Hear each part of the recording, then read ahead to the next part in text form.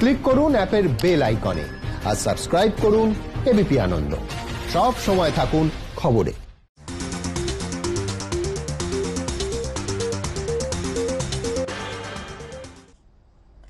নমস্কার, দেখছেন এবিপি আনন্দ, আপনাদের সঙ্গে আমি স্বর্ণালী।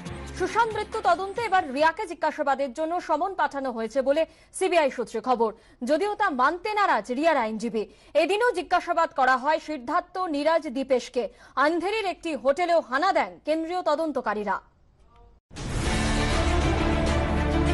সুশান্ত সিং রাজপুতের মৃত্যু তদন্তে সিবিআই এর নজরে রিয়া চক্রবর্তী। কেন্দ্রীয় গোয়েন্দা সংস্থা সূত্রে খবর, জিজ্ঞাসাবাদের জন্য রিয়াকে সমন করা হয়েছে। সূত্রের খবর, 8ই জুন রিয়া সুশান্তের মধ্যে কি হয়েছিল, কেন বাড়ি ছেড়ে চলে গিয়েছিলেন রিয়া, কেন দুজনের মধ্যে দূরত্ব তৈরি হয়েছিল, রিয়ার কাছে তা জানতে চাওয়া হবে। পাশাপাশি আর্থিক লেনদেন সম্পর্কেও তথ্য চাওয়া হবে বলে সূত্রের খবর। Riya Chakraborty, according to me, will be summoned by the CBI after it has done its spade work. Once they start grilling Riya, and if she does not cooperate with the investigation or she gives evasive answers, then the possibility of her arrest also will arise. যদিও রিয়ার আইনজীবীর দাবি, CBI এর তরফে কোনো notice তারা এখনো পাননি, তবে ডাকা হলে রিয়া অবশ্যই হাজিরা দেবেন। সুশান্ত মৃত্যু তদন্তে সোমবার আন্ধেরির ওয়াটারস্টোন হোটেলে যান সিবিআই আধিকারিকরা। সূত্রের খবর, এই হোটেলে কিছুদিন ছিলেন রিয়া ও সুশান্ত। গত বছরের 22 ও 23 নভেম্বর এই হোটেলে এক আধ্যাত্মিক গুরুর সঙ্গে সুশান্ত দেখা করেন বলেও সূত্রের দাবি। হোটেলের নিরাপত্তা আধিকারিককে জিজ্ঞাসাবাদের পাশাপাশি সেখান থেকে বেশ কিছু নথিও সংগ্রহ করেন কেন্দ্রীয় গোয়েন্দারা। এর পাশাপাশি এদিন মুম্বাইয়ের কুপার হাসপাতালে গিয়ে সুশান্তের ময়না তদন্তকারী চিকিৎসকের বয়ান রেকর্ড করেন সিবিআই তদন্তকারীরা। সোমবার ফের দফায় দফায় জিজ্ঞাসাবাদ করা হয় সুশান্তের রুমমেট সিদ্ধার্থ পিঠানি ও 2 পরিচালক নীরজ, দীপেশকে। বয়ান রেকর্ড করা হয় সুশান্তের হিসাবরক্ষকেরও। সিবিআইয়ের ম্যারাথন জিজ্ঞাসাবাদের মধ্যে একটি চাঞ্চল্যকর তথ্য সামনে এসেছে। 8ই জুন রাতে রহস্যজনকভাবে মৃত্যু হয় সুশান্তের প্রাক্তন ম্যানেজার রিশাদ সালিয়ানের। তার 6 দিন পর অর্থাৎ 14ই জুন মুম্বাইয়ের ফ্ল্যাট থেকে উদ্ধার হয় সুশান্তের মৃতদেহ। আর 17ই জুন পর্যন্ত চালু ছিল দিশার মোবাইল। সেখান থেকে একাধিক ফোন ও ইন্টারনেট কলিং করা হয়। আর এখানেই প্রশ্ন উঠছে, সুশান্তের প্রাক্তন ম্যানেজারের ফোন তৎক্ষণাৎ কেন ফরেন্সিক পরীক্ষার জন্য পাঠানো হয়নি? এক্ষেত্রে মুম্বাই পুলিশের ভূমিকা নিয়েও ফের প্রশ্ন উঠছে। এবিপি আনন্দ। এদিকে সুশান্ত মৃত্যু তদন্তে সিদ্ধার্থ পিঠানিকে ম্যারাথন জিজ্ঞাসাবাদ। টেলিফোনে এই মুহূর্তে আমাদের সঙ্গে রয়েছেন আমাদের প্রতিনিধि गणेश ठाकुर। गणेश जी, सुशांत मामले में उनकी फ्रेंड सिद्धार्थ को सीबीआई ने पूछताछ कर रहा है, क्या अपडेट है आपके पास? जी देखिए, पिछले 10 घंटे से ये पूछताछ चल रही है और अभी डीआरडीओ गेस्ट हाउस से सिद्धार्थ को बाहर ले जाया गया है किसी अन्य जगह पर। और सिर्फ सिद्धार्थ ही नहीं तो अन्य 3 लोगों से भी पूछताछ चल रही थी। रजत निवासी, केशव जो सुशांत का कुक था, नीरज जो सुशांत का कुक कम हेल्पर था, और केशव और रजत निवासी जो उनका घर का काम देखता था। इन तीनों को भी सीबीआई की टीम बाहर ले गई है और संभव है कि कुछ जगहों पे वो ले जाएगी। जैसे सुशांत का जो पुराना घर था क्षेत्री हाइट, वहां उनको ले जाया जा सकता है। इसके अलावा सुशांत जहां जहां गए थे या जिससे मिलते थे उनके साथ जाके पूछताछ करना चाहते हैं और संभव है कि वो घर भी उनको ले जा सकते हैं। तो अब देखा जा रहा है कि आखिर उनको कहाँ ले जाया जा रहा है। लेकिन ये 4 जो व्यक्ति सीबीआई के पास है, इन्हीं से पूछताछ करके या इन्हीं के बयान के आधार पर सीबीआई आगे जांच ले जा रही है। ये चारों व्यक्ति जो हैं वो बहुत इम्पोर्टेंट हैं इस पूरे केस के लिए, क्योंकि ये उस समय थे जब सुशांत की मृत्यु हुई थी।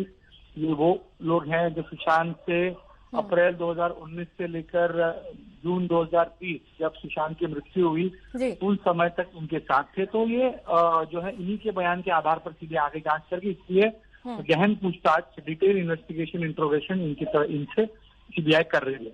शुक्रिया गणेश जी।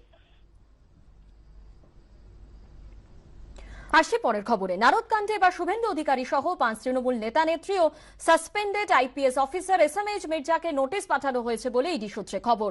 পরিবারের সদস্যদের সম্পত্তির তথ্য না দেওয়ায় নোটিশ বলে সূত্রের খবর। নারদ তদন্তে ফের সক্রিয় এনফোর্সমেন্ট ডিরেক্টরেট। 5 তৃণমূল নেতা নেত্রী ও suspended IPS officer SMH মির্জাকে notice পাঠানো হয়েছে বলে ইডি সূত্রে খবর। নোটিশ পাঠানো হয়েছে পরিবহন মন্ত্রী শুভেন্দু অধিকারী, তৃণমূল সাংসদ কাকলি ঘোষ দস্তিদার, সৌগত রায়, অপরূপা পোদ্দার ও শোভন চট্টোপাধ্যায়ের স্ত্রী রত্না চট্টোপাধ্যায়কে। ইডি সূত্রে খবর, পরিবারের সদস্যদের সম্পত্তি সংক্রান্ত তথ্য চেয়ে জুলাই মাসে ইমেল পাঠানো হয়। 5 তৃণমূল নেতা নেত্রী ও এসএমএইচ মির্জার জবাব না মেলায় এবারে নোটিশ পাঠানোর সিদ্ধান্ত। আয় বহির্ভূত সম্পত্তি আছে কিনা সেই তথ্য পেতেই তথ্য তলব বলে ইডি সূত্রের খবর। কোনো প্রতিক্রিয়া যদি নোটিশ পাঠায় উত্তর দেব, নোটিশ পাঠিয়ে থাকলে উত্তর দেব, এর মধ্যে আছেটা কি? পরিবহন মন্ত্রী শুভেন্দু অধিকারী জানিয়েছেন, জুন মাসে নথি চাওয়া হয়েছিল, তা ইতিমধ্যেই জমা দেওয়া হয়েছে। তারপর আর কোনো ইমেল বা নোটিশ পাঠানো হয়নি। নোটিশ পাওয়ার কথা স্বীকার করে নথি জমা দেওয়ার কথা জানিয়েছেন তৃণমূল সাংসদ কাকলি ঘোষ দস্তিদার। রত্না চট্টোপাধ্যায় জানিয়েছেন, নোটিশ মেলেনি, তবে ইডি চাইলে তথ্য জমা দেব। প্রতিক্রিয়া জানার জন্য তৃণমূলে বাকি নেতা নেত্রী ও suspended IPS officer SMH মির্জাকে phone করা হলে তাদের ফোনে পাওয়া যায়নি। প্রকাশ সিনহা, এবিপি আনন্দ, কলকাতা। আসছে করোনা সংক্রান্ত খবরে। রাজ্যে একদিনে 3000-এর নিচে নামলো আক্রান্তের সংখ্যা। রাজ্যে একদিনে করোনা আক্রান্ত 2967। রাজ্যে একদিনে করোনা আক্রান্ত হয়ে মৃত 57। রাজ্যে এখনো পর্যন্ত করোনায় মৃত 2851। রাজ্যে সংক্রমণের তুলনায় সুস্থতার হার বেড়ে 78.46%। রাজ্যে এখনো পর্যন্ত সংক্রমিত 1,41,837 জন। কলকাতায় একদিনে করোনা আক্রান্ত 665 জন, মৃত 13। উত্তর 24 পরগনা একদিনে সংক্রমিত 700, মৃত 12। হাওড়ায় একদিনে করোনা আক্রান্ত 104, মৃত 9। করোনা মোকাবিলায় সরঞ্জাম কেনায় দুর্নীতির অভিযোগের জবাব মমতার। নাম না করে পাল্টা পিএম কেয়ার্স ফান্ড নিয়ে প্রশ্ন। কেন্দ্রের বিরুদ্ধে প্রাপ্য টাকা না দেওয়ার অভিযোগ। কেউ যেন একথা কোশ্চেন না করে যে পশ্চিমবঙ্গ সরকার কোথা থেকে মাস্ক কিনছে। আগে জিজ্ঞেস করবো, তোমরা কিটসটা কোথা থেকে কিনেছিলে, যে কিটসটা ভেজাল ছিল? কত কষ্ট করে মাইনে দিচ্ছি আমরা, একবার কোয়েশ্চেন করেছেন? যান না, গিয়ে দেখে আসুন কত গভর্নমেন্টে কত রাজনৈতিক দলের গভর্নমেন্ট আছে। আমাদের তো একা নয়, আমরা একটা পলিটিক্যাল পার্টি, আমাদের গভর্নমেন্ট বাংলায় আছে, সেরকম কারো গভর্নমেন্ট ত্রিপুরায় আছে, কারো আসামে আছে, কারো উত্তরপ্রদেশে আছে। যান না, আয়নায় চেয়ারগুলো একটু দেখে আসুন।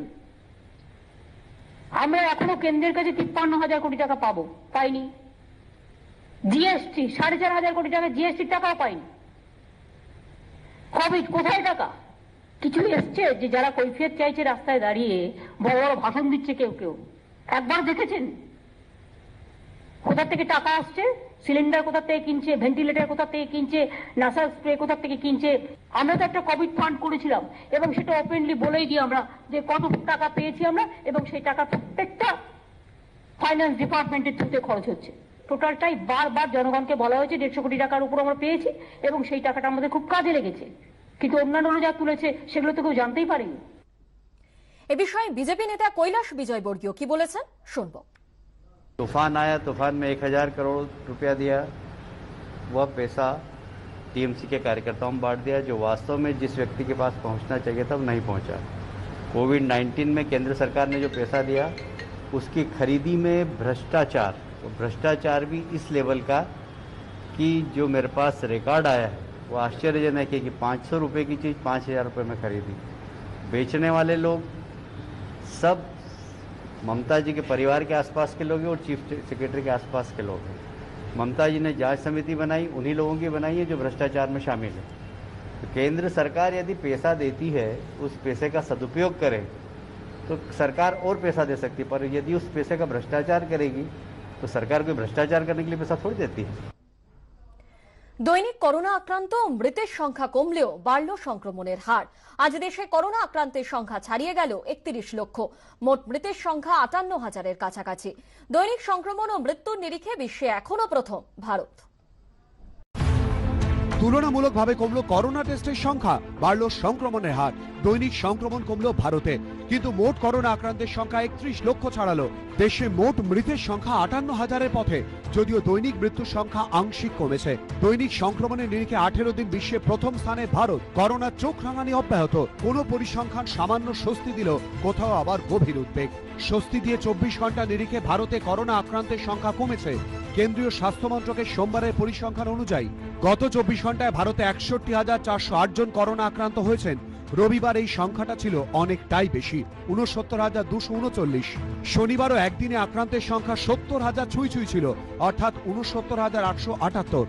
এরই সঙ্গে স্বস্তি বাড়িয়ে দৈনিক মৃতের সংখ্যা আংশিক কমেছে। কেন্দ্রীয় স্বাস্থ্য মন্ত্রকের সোমবারের পরিসংখ্যান অনুযায়ী গত 24 ঘন্টায় ভারতে মৃত্যু হয়েছে 836 জন করোনা আক্রান্তে। রবিবার মৃত্যু হয়েছিল 912 জনের। শনিবার দৈনিক মৃত্যুর সংখ্যা ছিল 945। তবে এই দুটি পরিসংখ্যান নিঃসন্দেহে আশা জাগালেও উদ্বেগের পরিসংখ্যানও কিন্তু রয়েছে। ফের একবার বিশ্বের প্রথম দুই করোনা বিধ্বস্ত দেশ আমেরিকা ও ব্রাজিলকে পেছনে ফেলে সংক্রমণের নিরিখে বিশ্বের শীর্ষে ভারত, তাও আবার 18 দিন ধরে।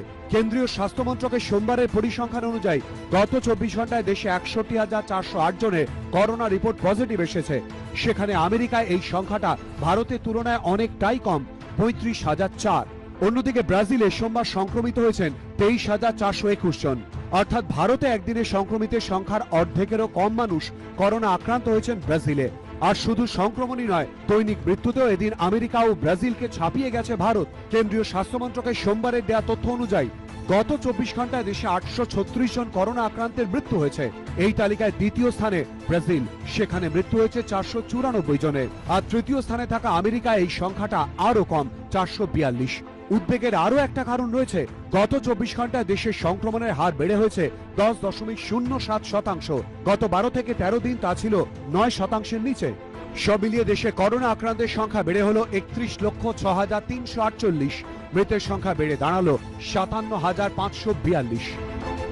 এবিপি আনন্দ।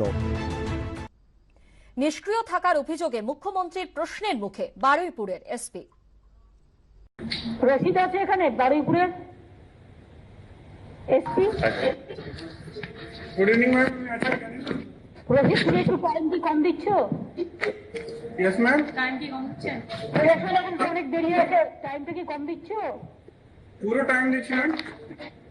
অনুষ্ঠান এক্ষুনি হয়ে যাবে, সুতরাং আমি আর বেশি দিন থাকবো না, সব ভেবে টাইম কম দিচ্ছ না তো? না ম্যাম, আপনি থাকবেন বলে আপনি থাকবেন না। মানে তুমি প্রমোশন হয়ে যাবে,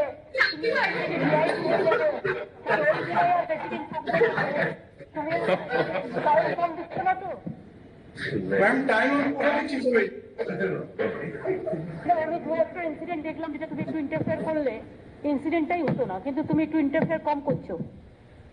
আগে এটা করতে না তো একটু দেখে নাও, ঠিক আছে? তোমার জেলাটা এলাকাটা বলতে হবে, ক্যানিং, বারুইপুর, ভাঙড়, পুরো এলাকাটা সেন্সিটিভ এলাকা, এটা দেখে নিতে হবে,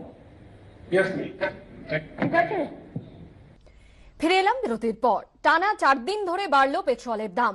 গতকালের থেকে 12 পয়সা দাম বেড়ে শহরে আজ পেট্রোলের দাম 83 টাকা ছাড়িয়ে গেল। কপালে চিন্তার ভাঁজ মধ্যবিত্তের। দীর্ঘ লকডাউনে লক্ষ লক্ষ মানুষ কাজ হারিয়েছেন, হাতে টাকা নেই। তার উপর সামনে আবার আসছে উৎসবের মরশুম। এসবের মধ্যে জীবন দুর্বিষহ হয়ে উঠেছে মধ্যবিত্তর। এই পরিস্থিতিতে মরার উপর খাড়ার ঘায়ের মতো ফের একবার বাড়তে শুরু করেছে পেট্রোলের দাম। টানা 4 দিন দাম বেড়ে পেট্রোল এখন 83-র ঘরে। বিগত কয়েক মাস ধরে দেখা গেছে প্রায় নিয়মিতভাবে পেট্রোল এবং ডিজেলের দাম বৃদ্ধি ঘটেছে। সব মিলিয়ে 83 টাকা পেরিয়ে গেল কলকাতায় পেট্রোলের দাম। যত আমাদের নিত্য প্রয়োজনীয় মালপত্র, যেটা জেনারেলি আমাদের শাকসবজি বলুন, খাওয়া দাওয়ার যাই আছে, সব জায়গায় এটা এফেক্ট করে দেবে। সোমবার কলকাতায় লিটার প্রতি পেট্রোলের দাম 83 টাকা 13 পয়সা। রবিবার এই দাম ছিল 83 টাকা 1 পয়সা। অর্থাৎ গত 24 ঘন্টায় দাম বেড়েছে 12 পয়সা। তবে 77 টাকা 6 পয়সায় অপরিবর্তিত ডিজেলের দাম। করোনা সংক্রমণ এড়াতে এখন অনেকেই গন্তব্যে পৌঁছতে বাস বা গণপরিবহন মাধ্যম এড়িয়ে চলছেন, ব্যবহার করছেন বাইক বা গাড়ি। কিন্তু পেট্রোলের দাম যদি এভাবে বাড়তে থাকে তাহলে আর কতদিন তা ব্যবহার করা যাবে, তা নিয়ে প্রশ্ন রয়েছে অনেকেরই। অনেকে আবার জ্বালানি তেল কিনতে কাটছাঁট করছেন অন্য খরচে। আমাদের জীবনে তো অনেক কিছু অ্যাডজাস্ট করে চলতে হয়, এটাও তার মধ্যে একটা।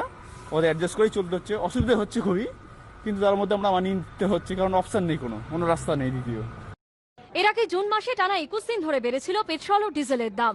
এবারও যেভাবে বাড়তে শুরু করেছে তাতে অদূরেই পেট্রোলের দামে সেঞ্চুরি হবে না তো, প্রশ্ন অনেকেরই। সঞ্জয় মিত্রের রিপোর্ট, এবিপি আনন্দ, কলকাতা। 23 দিন পর আজ থেকে খুলল তারাপীঠ মন্দির। করোনা আবহে সতর্কতা অবলম্বনে স্যানিটাইজ করে মন্দিরে ঢোকার অনুমতি, মাস্ক পরা বাধ্যতামূলক। তবে গর্ভগৃহে পান্ডা ছাড়া আর কারোর প্রবেশ নিষেধ। মন্দির চত্বরে কোন রকম জমায়েত করা যাবে না, নির্দেশ মন্দির কর্তৃপক্ষের। পুণ্যার্থীদের ছাড়াই সকালে মঙ্গল আরতি হয়, দুপুরে হয় ভোগের আয়োজনও। মার্চে লকডাউন শুরুর সময় থেকেই বন্ধ ছিল তারাপীঠের মন্দির। 93 দিন বন্ধ থাকার পর 23শে জুন রথযাত্রার দিনে ভক্তদের জন্য মন্দিরের দরজা খুলে দেওয়া হয়। সংক্রমণের আশঙ্কায় ফের 1 আগস্ট থেকে বন্ধ করে দেওয়া হয় তারাপীঠ মন্দির।